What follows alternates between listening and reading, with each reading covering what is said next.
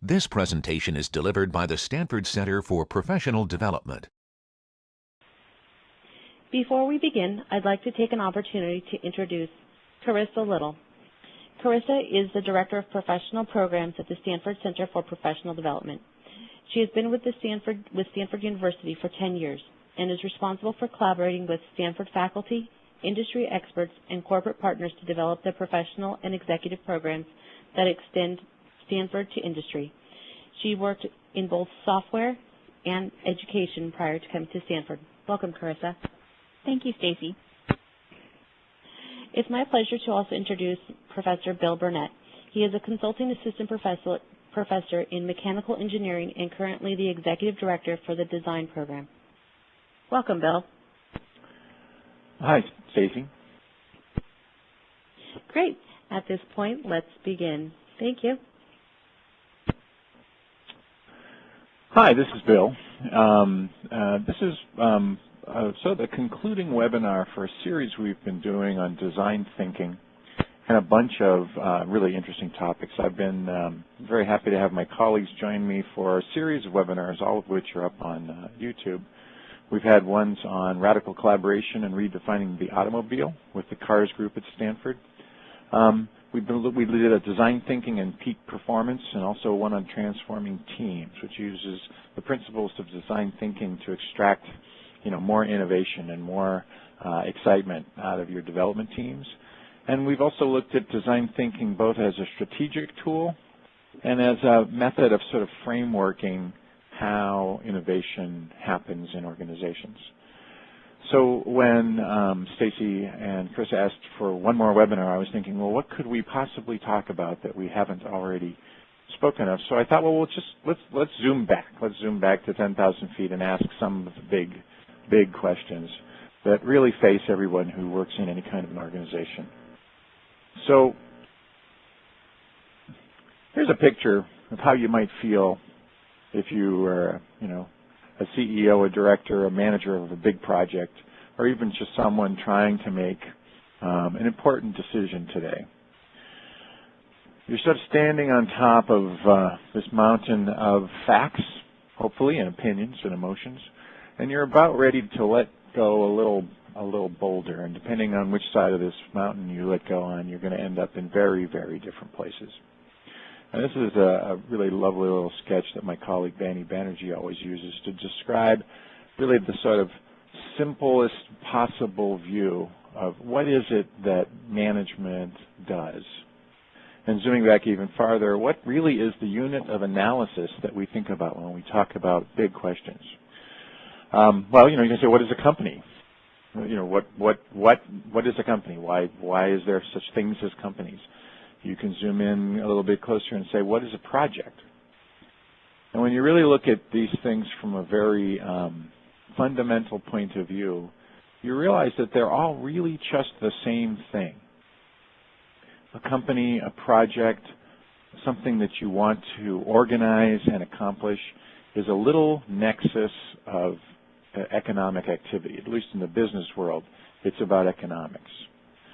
Some energy, some information, some ambiguity goes into this nexus, and out comes a series of decisions, hopefully, that result in a better economic situation than when the project or the company started. But you really have to ask yourself, some big questions like, why? Why are we doing this project? And what does this project mean? Why does my company even exist? And what does my company mean?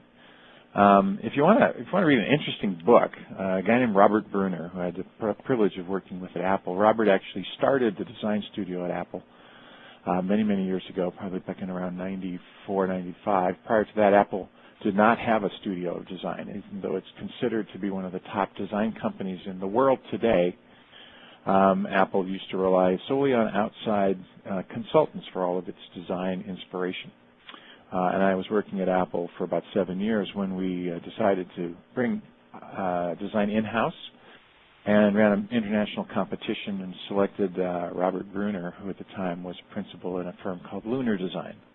He came in, he started the studio at Apple, hired a young kid named Johnny Ives, who has since gone on to quite a bit of fame and fortune with his relationship with Steve Jobs and the fantastic design work that he has created at Apple, and has created this sort of sense that Apple was responsible for everybody all of a sudden being interested in design. But Robert wrote a book called Do You Matter? And it's looking at a bunch of different case studies that he and Stuart Emery collected about what companies actually mean to their customers. Because if you think about this little nexus of economic activity, there's only, two things going on. There's somebody creating an offering, and there's somebody deciding to purchase it. And what Bob Brunner asks is the question, if your company went away tomorrow, would anyone care? It's an interesting question to ask, because I think if you said, gee, if Apple just, a meteor hit Cupertino and there was no more Apple computer, would people care? I think there would be a lot of people in the world that would really care. If BMW stopped making automobiles, or if Harley stopped making motorcycle, legions of loyal fans would really, really care. And then the question Brunner asks, and he goes through in the book in more detail, is, are you that kind of company? And what are the qualities of a company that creates that kind of passion and loyalty in their consumers? And so one of the big questions you got to ask yourself is, what are you doing? And why are you doing it? And does it matter? And that's what I want to sort of talk about here, because design thinking impacts that framework a bit.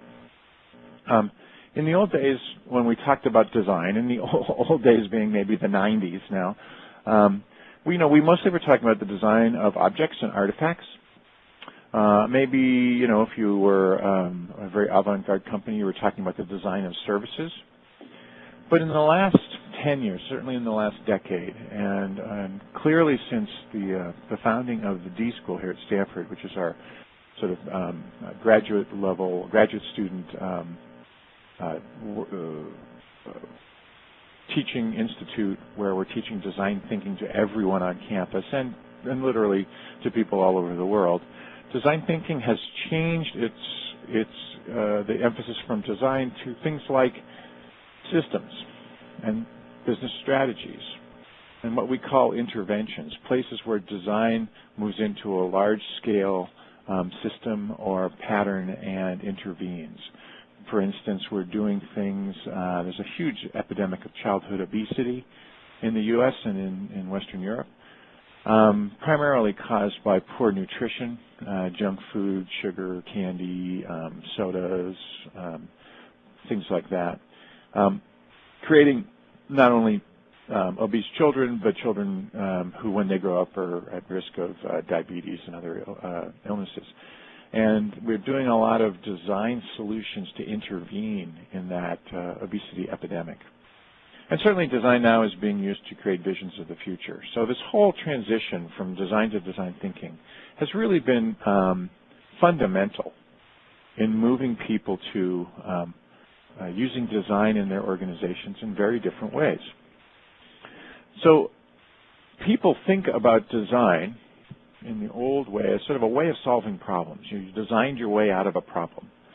But really, design thinking is much more of a way to find new problems, find and frame problems in a creative way, so that the solutions you generate are really new strategies, new systems, new paradigms, and they're generally in between domains or very multidisciplinary in their nature.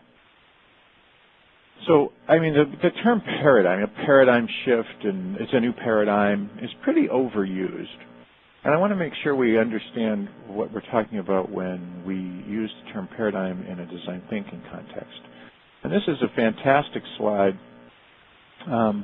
by Richard Pascal and his colleagues, that we're looking at paradigm shifts, and for the purpose of illustration, they used the high jump as a methodology.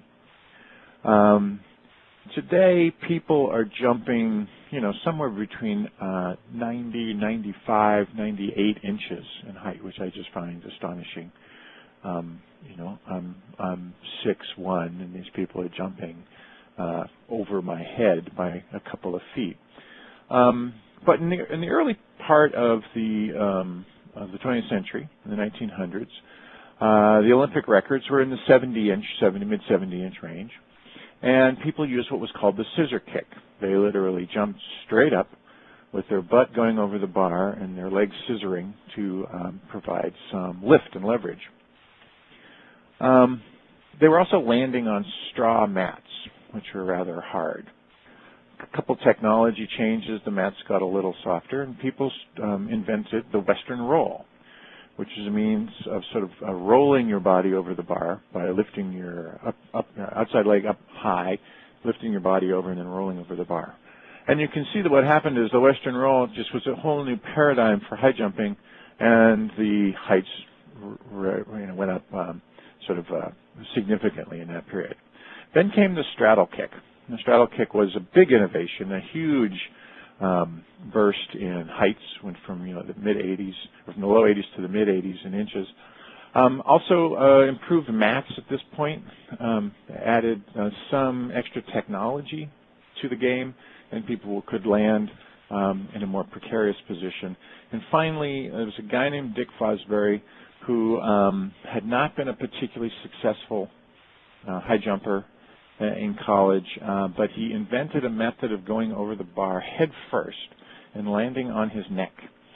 This, of course, would have been impossible without the technology of foam mats and other things that were then allowed to increase the safety of the high jump in international competition. But the Fosbury flop resulted in a huge burst of new records and propelling people well into the 90-inch category. So you can see what happened at each of these completely different ways of approaching the kinematics of lifting your body over a high bar, and recognizing that in each case some new technology enabled a new approach. You see what we're talking about when we talk about a paradigm shift. And the paradigm shift from design as a sort of methodology to increase the appeal of products or services, to design thinking, which is a methodology of finding new problems and approaching them in a strategic manner, creates a completely new paradigm, and it shifts the way in which organizations can perform. And we think of it primarily in terms of culture.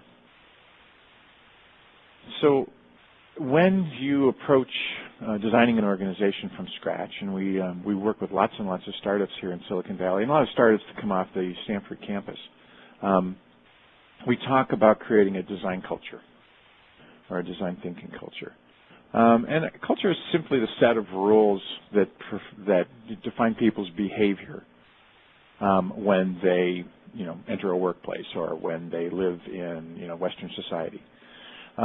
Culture is this invisible set of guidelines that tell us how we should act and literally how we should think when we approach an organization. So if you're starting a company from scratch, creating a design culture, while challenging, is very doable. When you're in an existing organization, we'll talk about that in a second. We've had a couple of webinars on transformation of organizations and teams. But let's just talk for the moment about creating a culture in a new organization. What kind of a culture do you want to create? Well, in design, we start with this notion of creative competence. David Kelly, who's one of the senior professors here at Stanford, also started a company called Ideation, which is probably the world's most famous international design and innovation firm. He's also the founder of the D.School. He just gave a TED Talk on this subject. Because what we're finding with the D.School is we're bringing students and graduate students from all of the 7 schools at the university: School of Medicine, School of Law, School of Business, School of Education. And they have no previous design experience. And we run them through what we call a boot camp, and then they take a D.School class, typically on a subject of their choice. We're doing a class where we're designing products in Africa for the disadvantaged or the developing world. We're doing other products classes where we're designing services or interventions in other parts of the country for various problems like the childhood obesity problem. they take these classes and they leave, and almost every single student reports some kind of a transformation. And we ask them, what happened? They say something to the effect of, I got my confidence back that I'm a creative person, or I got my creativity back. And it's one of these interesting things where I think we probably all felt we were more creative when we were kids, when we were young, and we didn't know that there were rules and we weren't embarrassed about being goofy. We had a sort of creative confidence. And then, unfortunately, through the process of being educated in our Western society, we lost our ability to access this kind of thinking. And one of the most important things you do in the design thinking culture is create an environment where people's creativity is not only nurtured, it's required. It's demanded of people. To give a okay solution or a pretty good solution is not enough. You need to give a creative solution. So I was at Apple for 7 years. Not while Steve Jobs was there. I joined just after he was fired by the board, and I left just before he returned. So I always call that time. So I was at Apple between jobs. But the thing about Apple, even when Steve wasn't there, and certainly when he was, if you've read the autobiography that or the biography that Walter Isaacson wrote, Steve demanded insanely great products. And insanely great is the same sort of principle we use at the D.School. It's got to be creative. It's got to be incredible. It has to be delightful. It has to be something when you see it, it truly does knock your socks off. And when you ask people to do that kind of work and you give them the tools to access their creativity, they develop a new sense of themselves. So the most important thing about this culture is it's a culture of creativity and the ability to feel like you can exhibit your best and most creative self, in the fact that it's demanded and supported when you go to work. The next thing is a culture of collaboration, and we call it radical collaboration. This is these are pictures from the early version of the D.School. You can see there's still sort of 2x4s in the background. It's a very raw space. It's a very open space. It's very malleable. This was actually pictures back when we were just in a temporary trailer. But what you'll see in this picture, if you know these folks, is the gentleman with the mustache and gray hair and glasses in the front right is Terry Winograd. Professor Winograd is one of the really big guns in computer science, one of the fathers of artificial intelligence with Marvin Minsky, and one of the inventors of the human-computer interaction field. In the far corner, the gray-haired gentleman on the directly diagonal opposite him in the back left, that is Professor Bernie Roth, who's one of the top kinematics professors in the world. He's got multiple honorary PhDs from universities everywhere. He does math that literally no one at Stanford can understand. The woman with the big smile in the middle, Tina Selig, who's just written a new book on creativity, by the way, which has just come out, is a professor in the management science and engineering program. So these three professors from completely different schools in the university are collaborating, obviously happily, on their class that they're teaching. Michael Berry, the person in the front, and the woman diagonal back from him, Nicole Kahn, are both principals in a design firm called Point Forward, which does human-centered design research. So these five people are the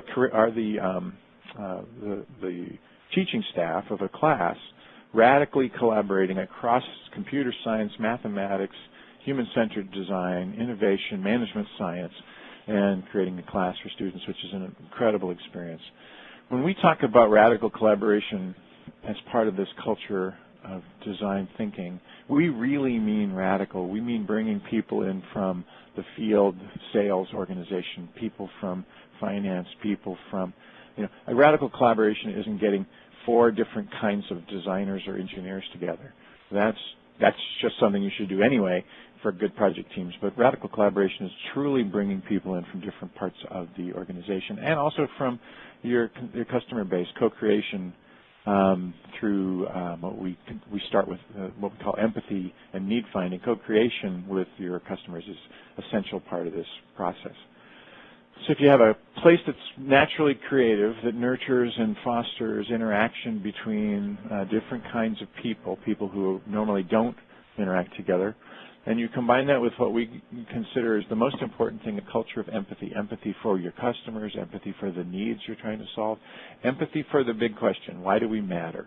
What is our mission in the world, and who are we trying to impact? We start with empathy in all of our project briefs.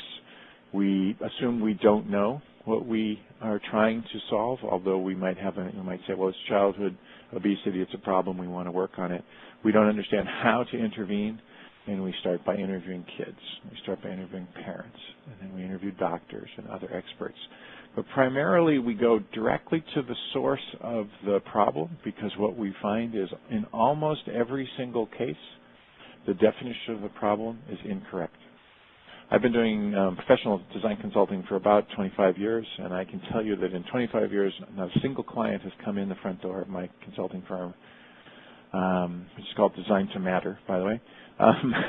They've never come in with the right problem. The problem is always framed too narrowly, and it's framed in the case of a symptom, not a root cause. And so empathy work, need finding, the cultural anthropology, the ethnography that we do, is critical to creating this environment where design thinking thrives.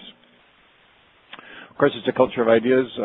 If you come to the D.School or you come to any of the design firms that use these processes in the outside world, you will see walls and walls and walls, unfortunately, full of Post-its. It's a very non-ecological method of problem solving. We do use brainstorming. We use biomimicry. We use forced morphologies or morphological analysis. We use mind mapping. We use all sorts of techniques to create a huge, huge number of ideas for the solutions that solutions for the ideas that we're trying to solve. We really think that the evidence is clear, and we can point you to many, many studies, that if you choose from a large number of ideas, you will choose better.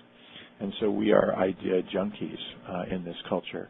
And then we believe in a sort of bias to action. You can't have smart people in a room thinking about solutions, but you can build your way forward. You can make things.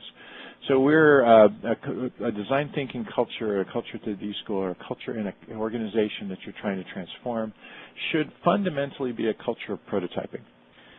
You should be building very low resolution, very poorly made examples of possible solutions to the problem you're working on.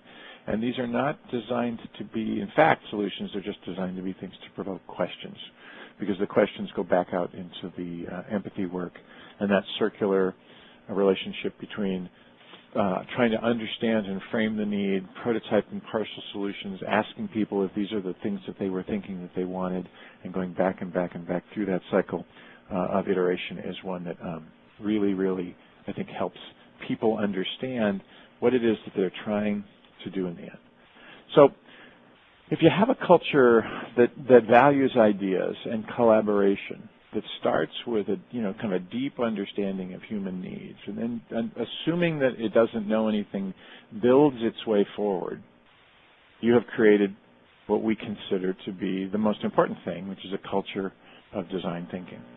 And there's a great quote that I like to use a lot. This is from Alan Mulally, who's the CEO of Ford.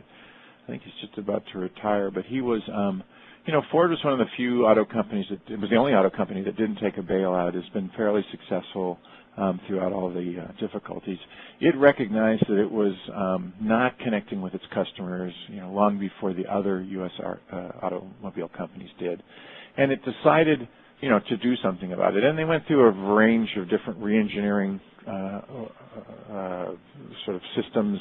They hired some consultants, and the consultants said, well, you don't have the right product development system, so they put a new product development system in. Then they said, well, you don't have the right process for, managing your inventory, and they put that in. They did all these process changes, and nothing seemed to change the way Ford was running. And Alan Mulally was walking through one of the engineering buildings, and one of the young engineers had put this sign up, just printed it out and put it up in the break room. And the sign said, "Culture eats process for lunch." And the CEO sought out this young man and sort of heard the story. And the story was basically, look, well, you keep changing the process around here, and that's fine. We can, if you want 5 toll gates, we can have 5 toll gates. If you want 7, we can have 7. If you want 4, we can have 4. If you want us to do TQM or Six Sigma, we can do all that stuff. but basically nobody around here cares about cars. We're not a car culture. We seem to be a culture that cares more about, counting beans and managing process.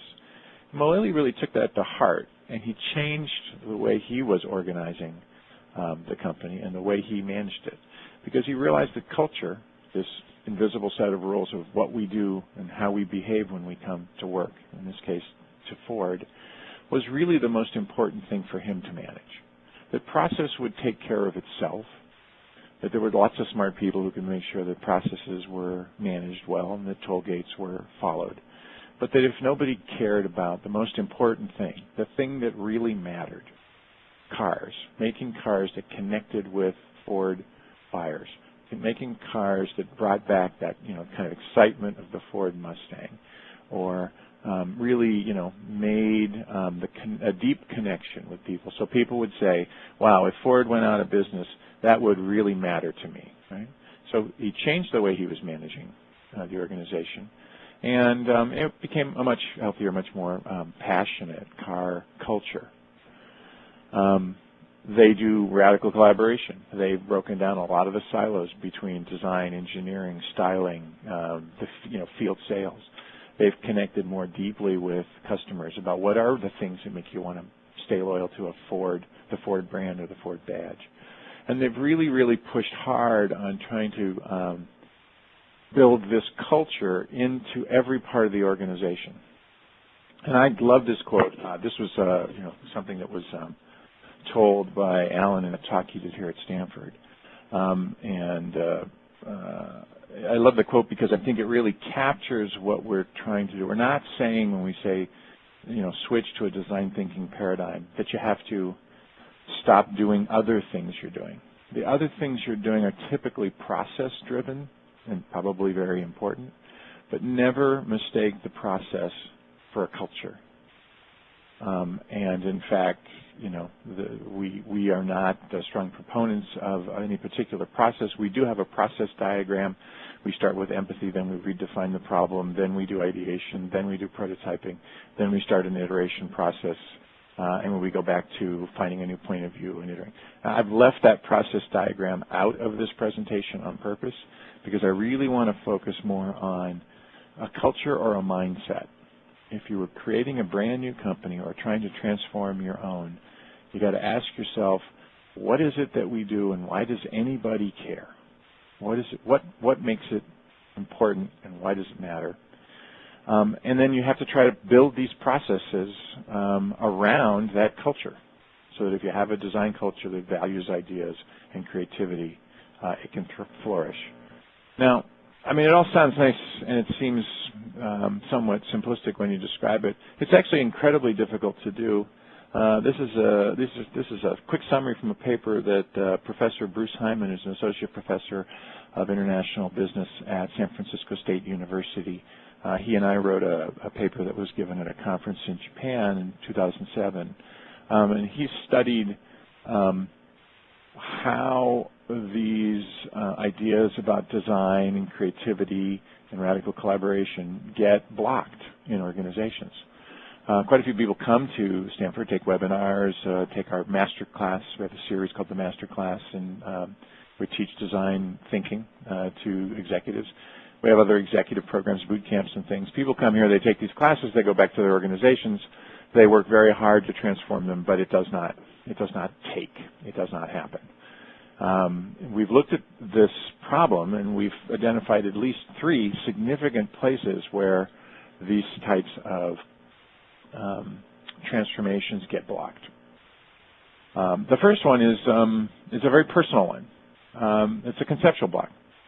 Conceptual blocks, and some of this language comes from a guy named James Adams, who wrote a book called Conceptual Blockbusting, A Guide to Better Ideas. Professor Adams is a professor emeritus here at Stanford, one of the guys who began the design thinking and design division here at Stanford.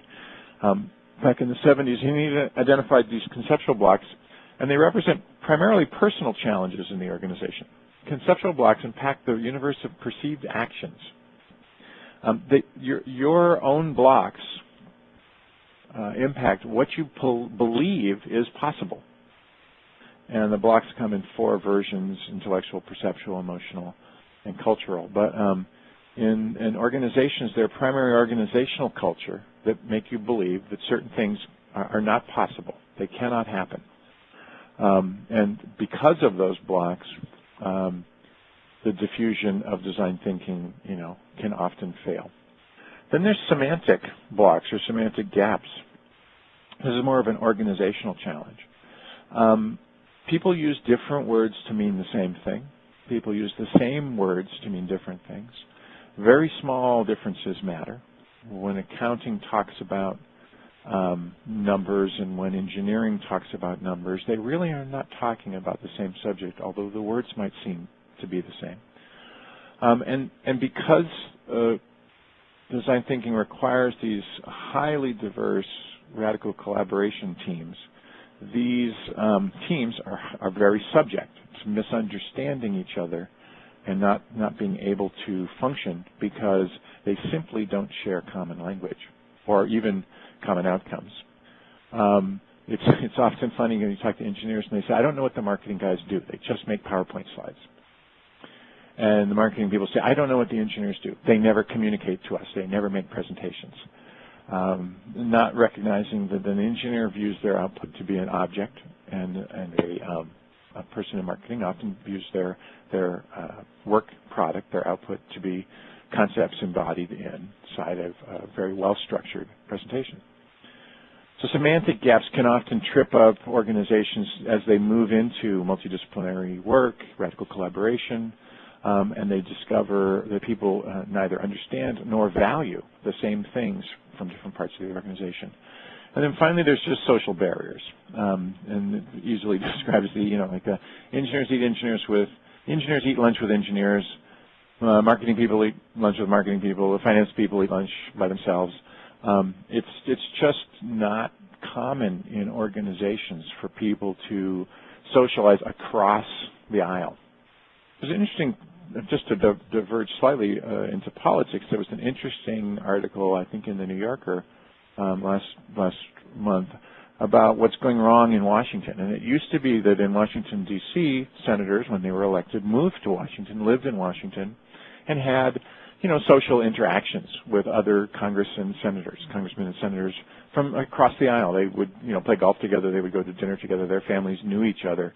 So even though they were from different political parties, there was some kind of social lubrication that allowed an informal communication to occur, and there was much less gridlock. Nowadays, because of the demands of running for political office and raising money, no one actually lives in Washington. They fly in, have a temporary, apartment or something that they stay in, fly back to their districts to raise more money. And so none of this social,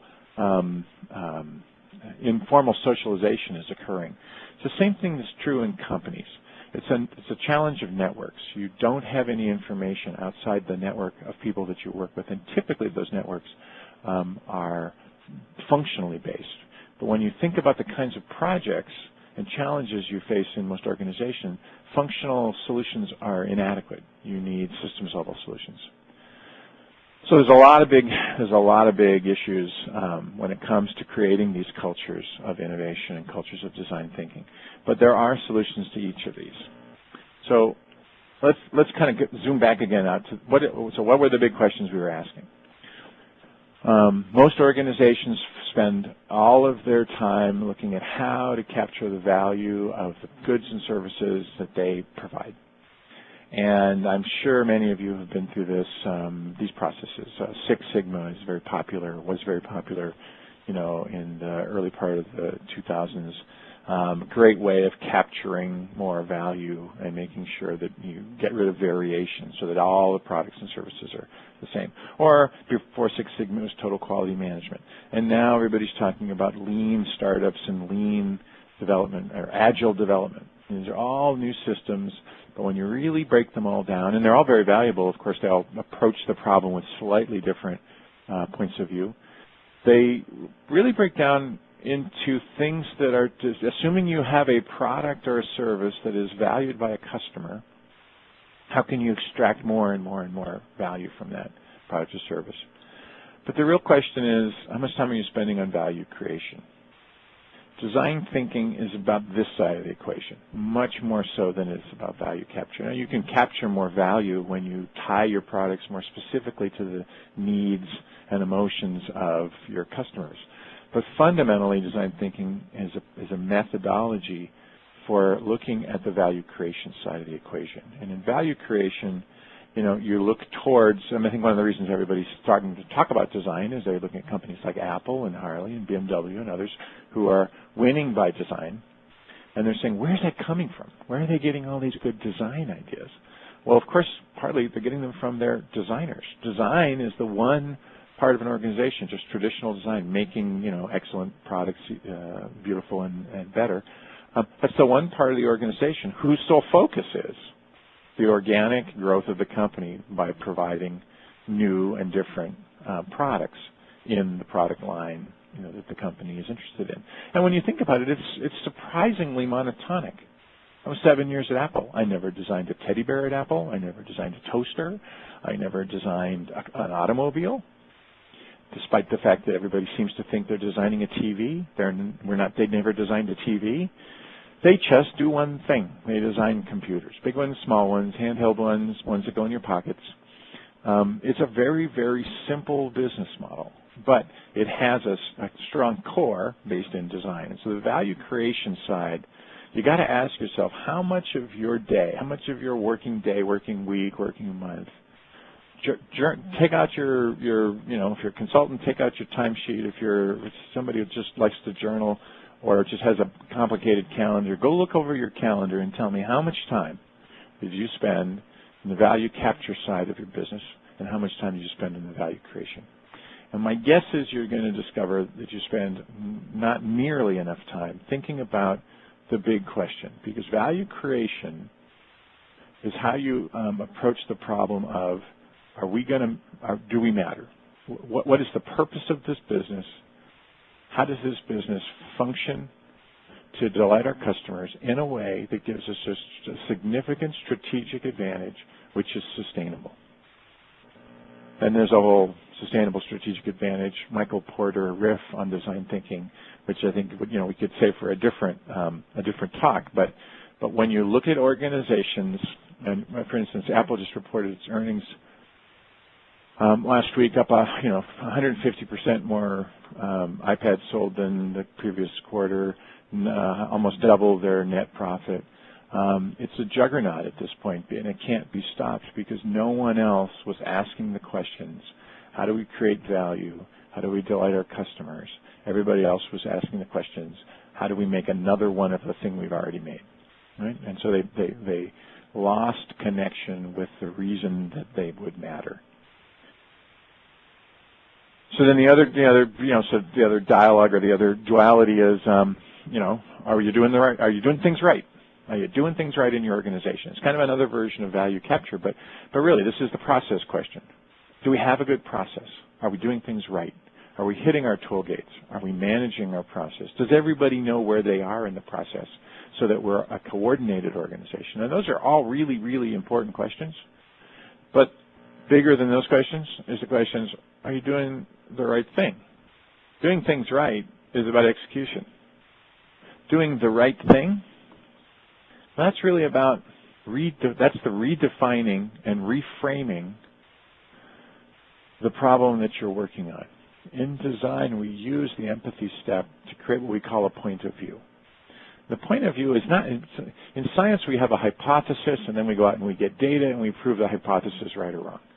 In design we have a thing we call a point of view, which we define as a need plus a user plus an insight.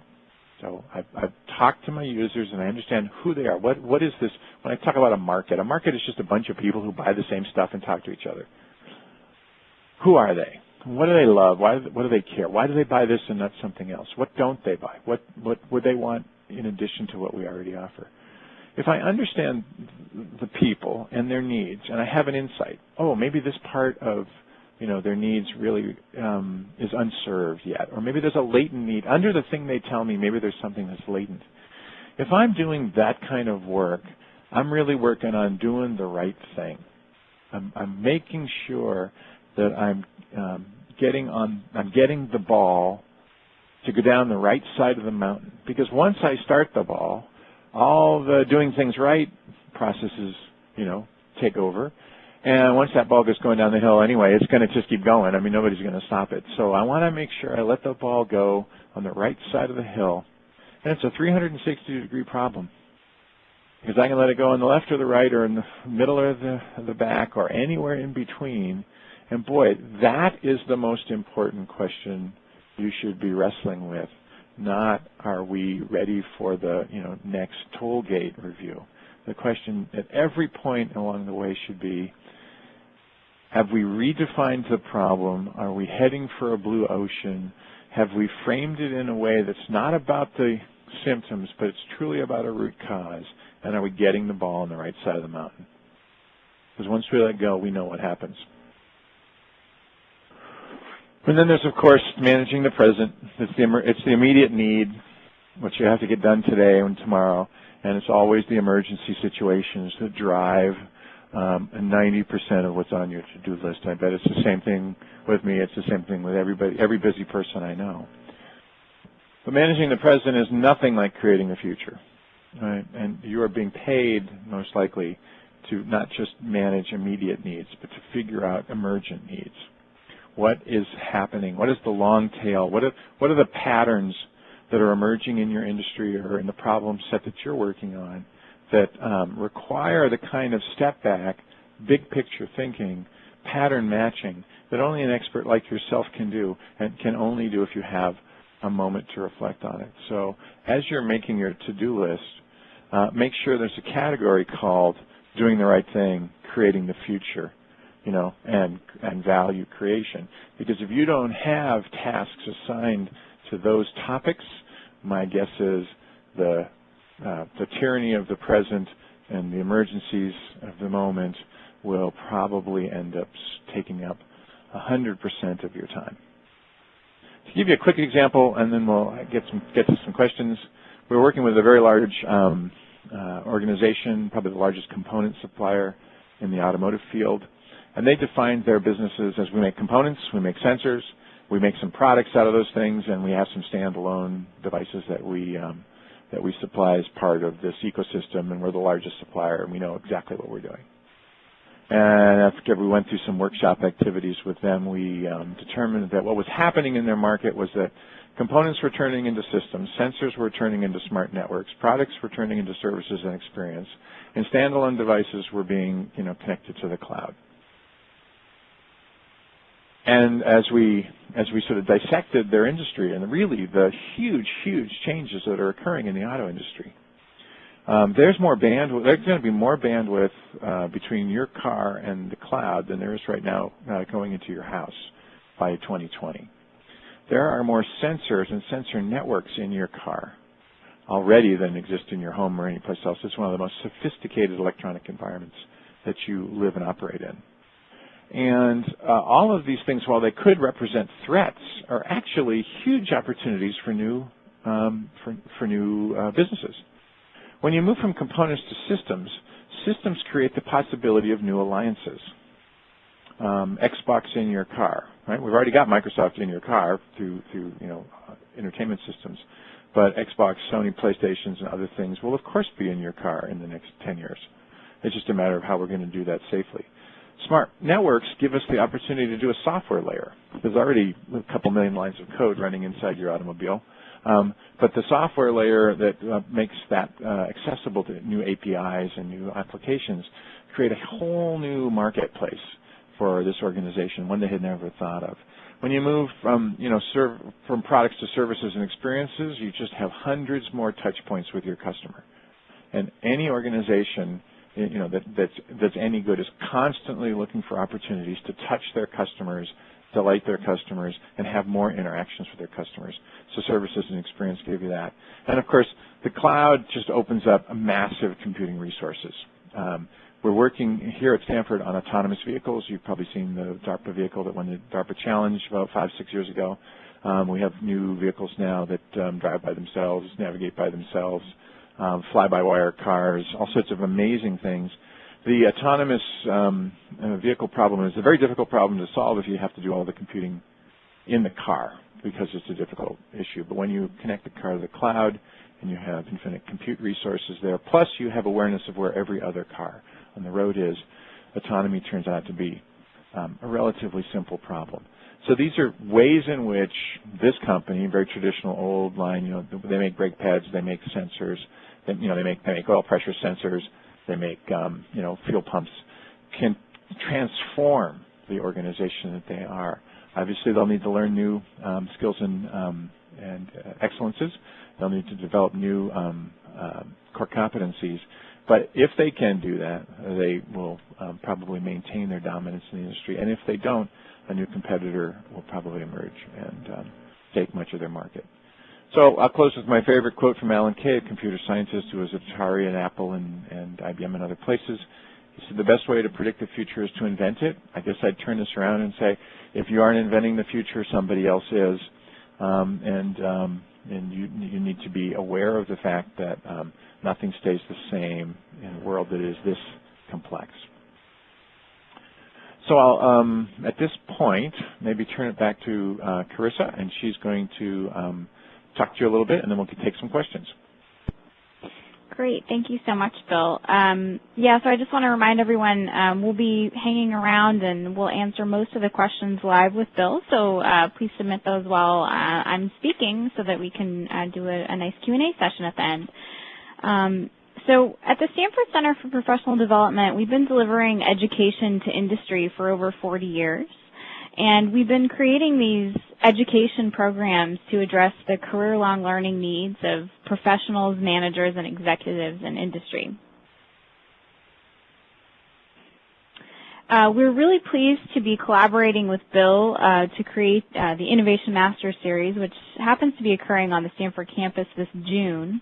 The good news is that this course is also available online because we are sold out for June. But wanted to just give you a little bit of background about why we did this. The faculty are really passionate and engaged, and it's approximately 3 days worth of material where faculty will take you through the problem-solving tools and problem-finding frameworks that you heard about from Bill today that have been pioneered by the design group and the D.School here at Stanford. We created this program for managers, business leaders, and decision makers faced with this daunting task of retooling and revitalizing their enterprises. And here you can get a better sense of who might benefit from attending, particularly anyone working on SkunksWorks projects, leaders that are really faced with turnaround situations, and many others. We created the program because we've been hearing for quite some time how organizations struggle to make innovation routine and sustainable. In today's business environment, companies continue to be challenged to do and implement more projects with fewer resources. And here you can see some of the key takeaways that can help you navigate these business challenges to impact the long-term success of your organizations.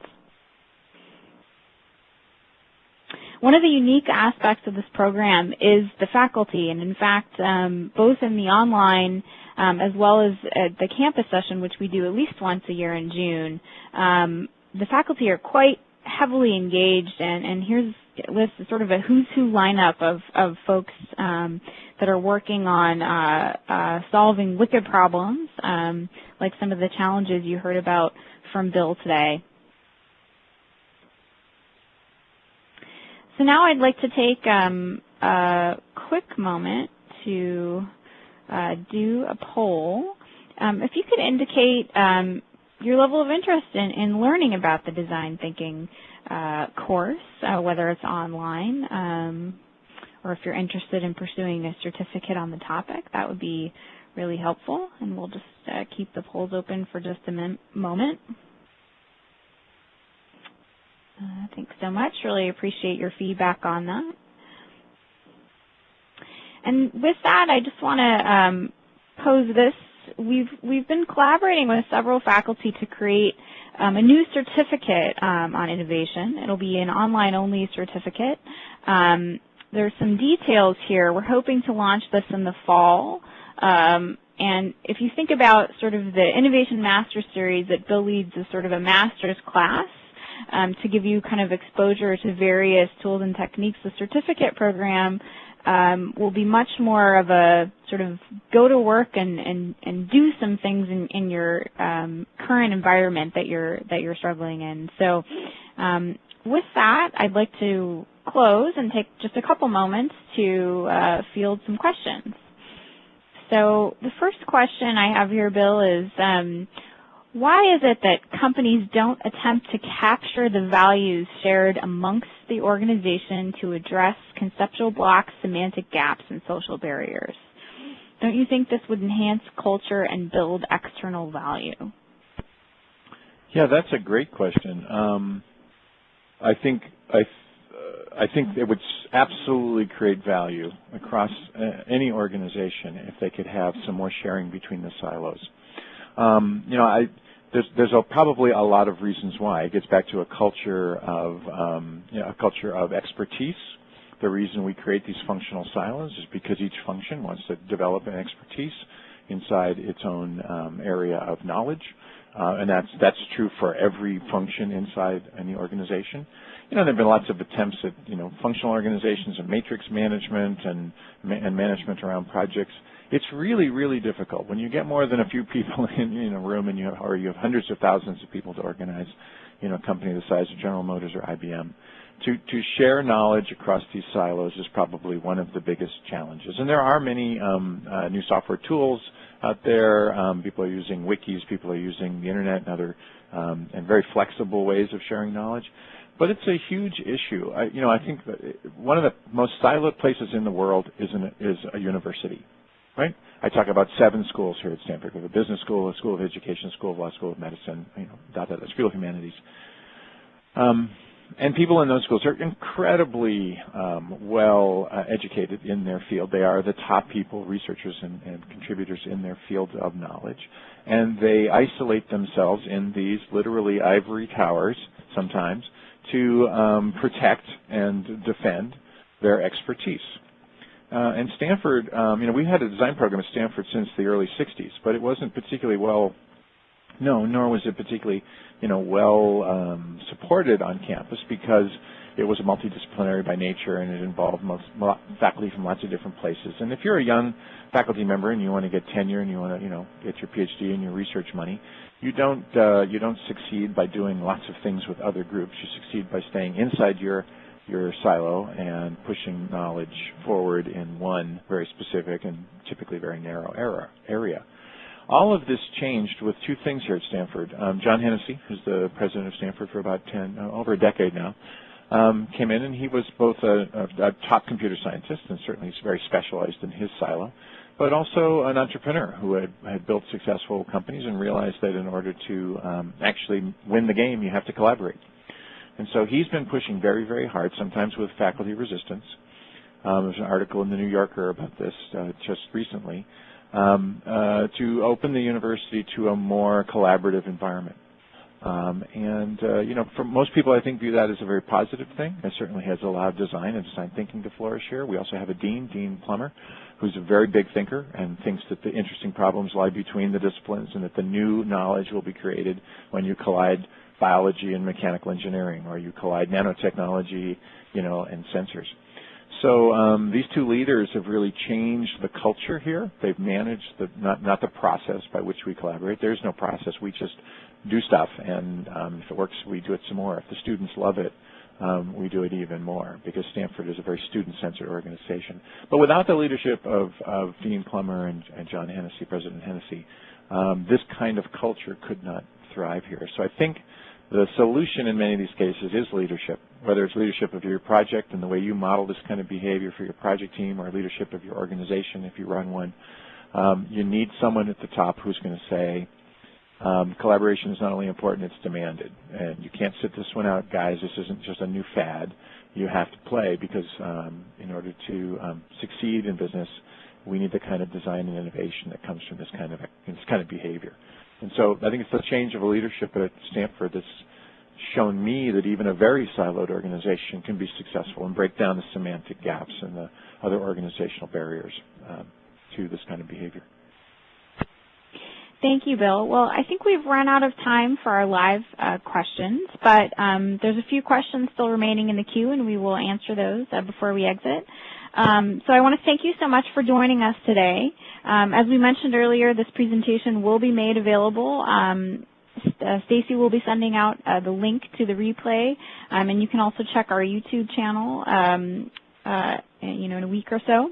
If you'd like to print out PDFs of today's presentations, please select the handouts icon located in the top navigation bar.